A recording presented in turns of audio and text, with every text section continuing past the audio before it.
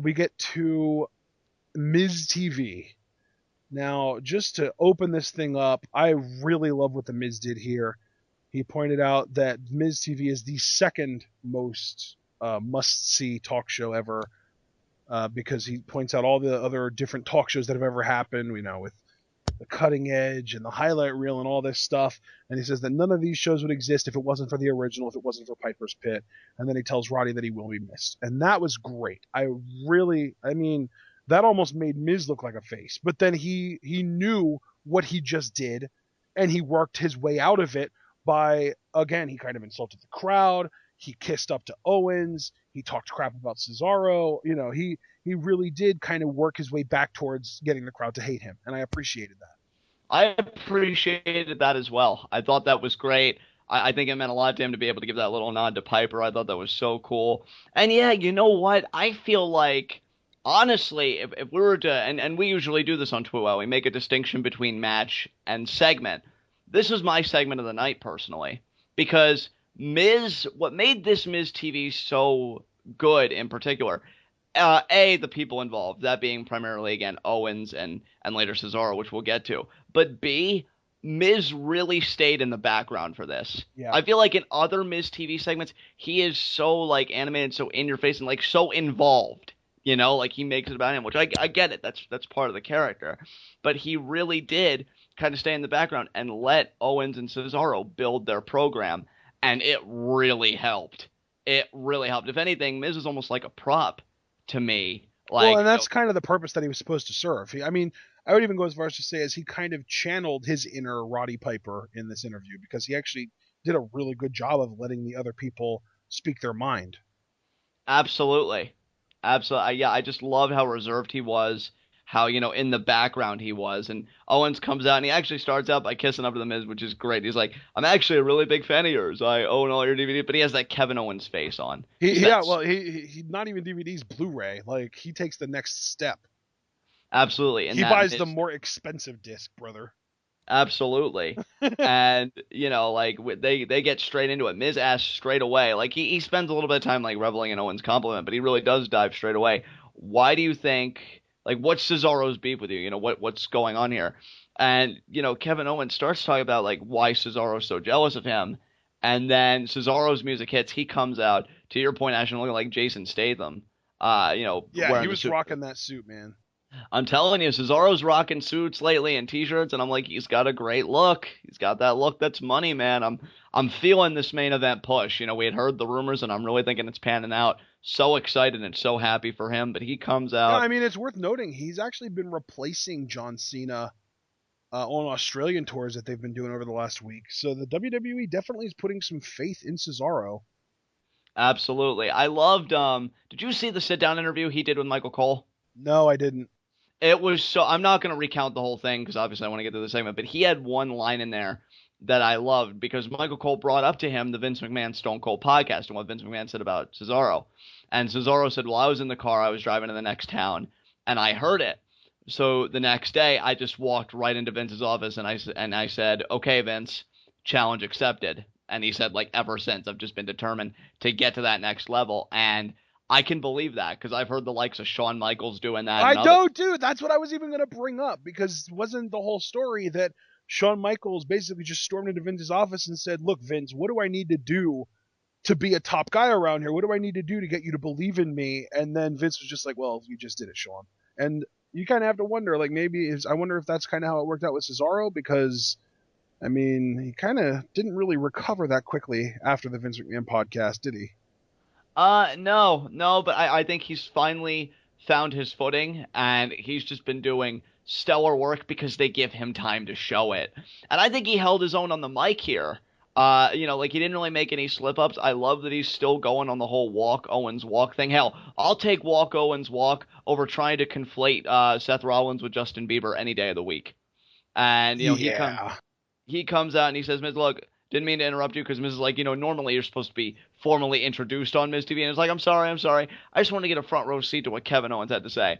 And then typical Owens, he continues, before I was so rudely interrupted, he's jealous of me because I've accomplished a lot in the last 3 months. No, you And know what I loved, and I don't know if you caught this because this is actually a really common thing that you see in sports in general. Owens says that Cesaro is jealous of him because no matter how hard Cesaro works, he will never match Owens' natural ability.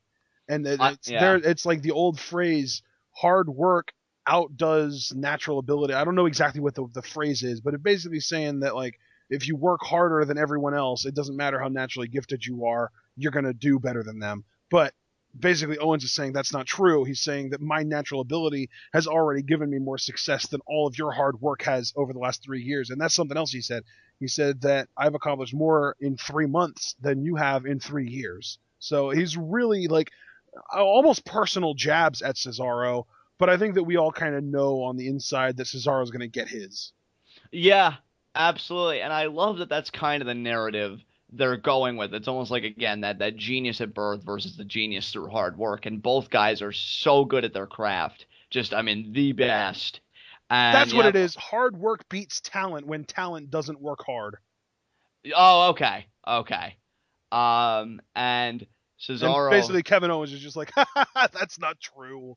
I love it. And who better than him because he's actually a provider, unlike probably whoever came up with that quote. So nice going Oh there, guy. my God, you would.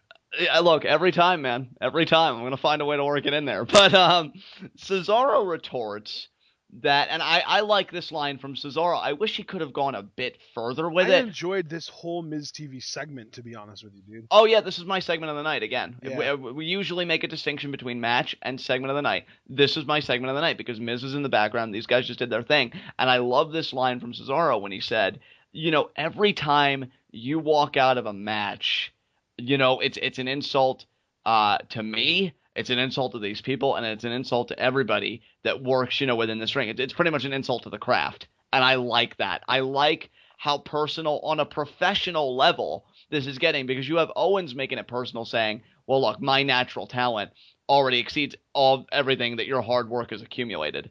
And he like even mentions to give a specific example. I've beaten John Cena. You never have. And Cesaro's whole criticism is every time you walk out of a match, you know, you being Walk Owens Walk, it's a disgrace to this business. So I love it.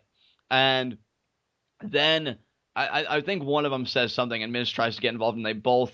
Oh, wait, no, because I think Owens is kind of itching for a fight, saying, "Well, I can take you right now, whatever." And then Miz is like, "Yeah, I want to see a fight. This is where Miz TV's at its best." And both those guys are like, "Shut up!" And I think Owens made some kind of a threat to him, and he said, "You know, I'll fight anybody, dot dot dot, for the right price." And tonight ain't it. And then he Yep. starts walking out, and And then then he Cesaro's walks like, out, and Cesaro brings up the whole Walk Owens walk thing again, and it's just great. yeah, and then you know, Cesaro has his back turned. Owens comes in, he shoves Miz into Cesaro, tries to do the pop-up And powerbomb. Miz was even talking to Cesaro too. Miz was just like, no, Cesaro, you're the Swiss Superman. You need to do something about this. And then that was when Owens attacked him from behind. It was great. Absolutely. So then he tries to get the pop-up powerbomb on Cesaro. Cesaro counters, and he was about to swing Owens, but yeah, Owens squirms out. And then Cesaro rips his shirt off, which I'm wondering how many females pop for that, because I'm Oh, guessing I he know my doesn't. mom did. She was freaking out.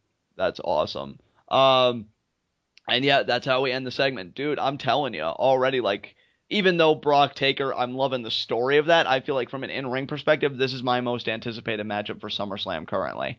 And that's presuming we're also getting John Cena versus Seth Rollins on the card, which I think is saying something because this year in particular, John Cena's been on fire in ring with the matches he's been having. And obviously Seth Rollins. So, yeah, Cesaro Owens, it's going to be a real barn burner, to say the least. Yeah, absolutely. All right, let's move on. After this, I actually really enjoyed this. I think kind of feel like this might have been related to something else. We got to see Ronda Rousey's Instagram post about Roddy Piper, and then we saw a clip of her post-fight interview where she thanked him.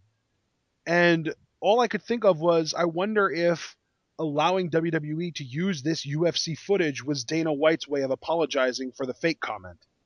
Yeah, I would have to imagine so. I mean, this isn't the first time that Dana White has put his foot in his mouth, you know, either about his own industry or the WWE. So I thought it was really cool that they did this.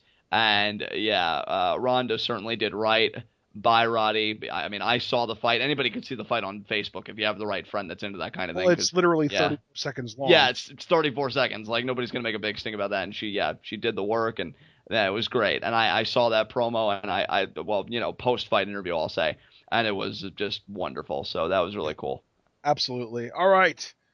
Just wanted to kind of bring that up. No, really mega discussion to have there. We don't really have anything to say about the whole fake thing that you haven't already heard us say before.